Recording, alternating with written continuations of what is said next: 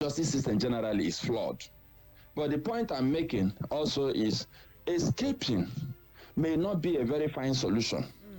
Because as a businessman, act escape means that ordinarily, if Nigeria is organized, he cannot come to Nigeria anymore, whether he was wrongfully detained or properly detained. We need to learn some of these lessons. But for him, it may be like, what am I doing here? I'm done with Nigeria, so I don't want to bother. But it has implications. So you can escape if you have the capacity, yes. But it has long-term implications. It means that you're a fugitive.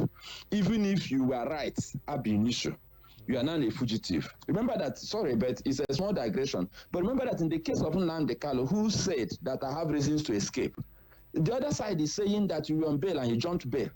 I don't want us to go there, but I'm just saying that escaping from the law complicates matters if you have the capacity to sort it out. But having said that, I think the more critical issue we should be asking is, how can somebody who was detained escape?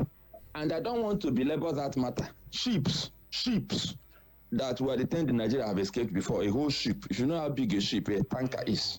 I mean, we know that with the size, if a ship can escape and disappear, then you can understand how easy it is for a human being to escape. It's a Nigerian thing.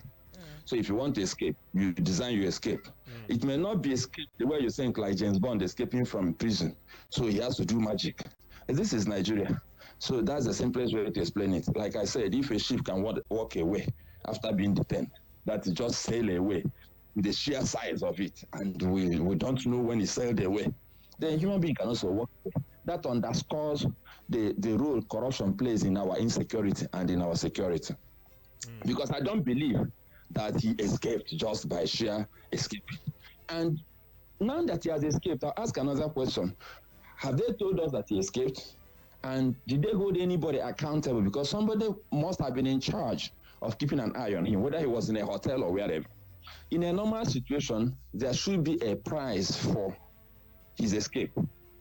That is, if somebody under your watch escapes, you should explain. You should be punished for being that sloppy. In Nigeria, I can assure you, without knowing the details, that nothing will happen. Which means that if somebody arranges properly with you, the person can escape. And then you sort out those who should disturb you that the person escaped. So we need to be talking about the place of corruption in managing security and insecurity. It's something we should do consistently, because we are talking about all the other issues, but we forget that corruption operates like a virus, that especially like the HIV virus, which compromises the capacity of the body to protect itself. That's what corruption does to us. It permeates the whole nation and compromises our capacity to protect ourselves. Because people who should act in the best interest of the nation now act in the best interest of their pockets. That's why people can walk away.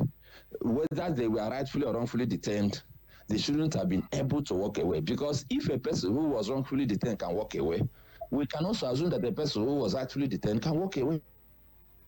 Right. Very true. And Okay. that's very dangerous. Okay. And let's move away from that particular. A lot of questions to be asked as regards the escape. Where he's escaping to, who aided his escape, how did he get a Kenyan, passport? So many questions. My mind right now to ask, but at the end of the day, you get to ask who will give me the answer. Or Maomi says, if you ask me, no, but we know how porous our borders are, even when they are shut down. If you have traveled through the borders, that is, you've gone to Benin Republic, there are different ways to cross the border. We have a very bad security situation in Nigeria. I've had the privilege of going to those places physically, not that I know. Like if you have passports here, you don't have passports here. Do you want to cross with bike? Do you want to cross in your car? Do you want to? So all you have to do is to dress like a regular person, like a local boy, and then you cross. Nobody will ask you. That's just follow those who no get pass. You cannot get passport pass here. You pass there now, and get to the other side and then back on the journey.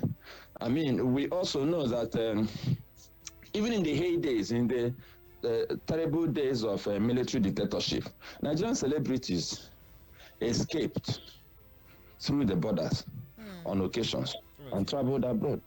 So I think we are not just able to grapple with the issues of security I've always said that a man who is looking for bribes will not see bombs. I can also tell you that a man who is looking for bribes will not see escapees. If a person is focused on pecuniary interest, if a policeman or whoever is at a checkpoint and you're looking for bribe, you will not see bomb, because anybody who gives you bribe will pass. If you're at a border and you're looking for money, you will not see contraband, you will not see illegal aliens and visitors and all of those people. So the problem we have that we are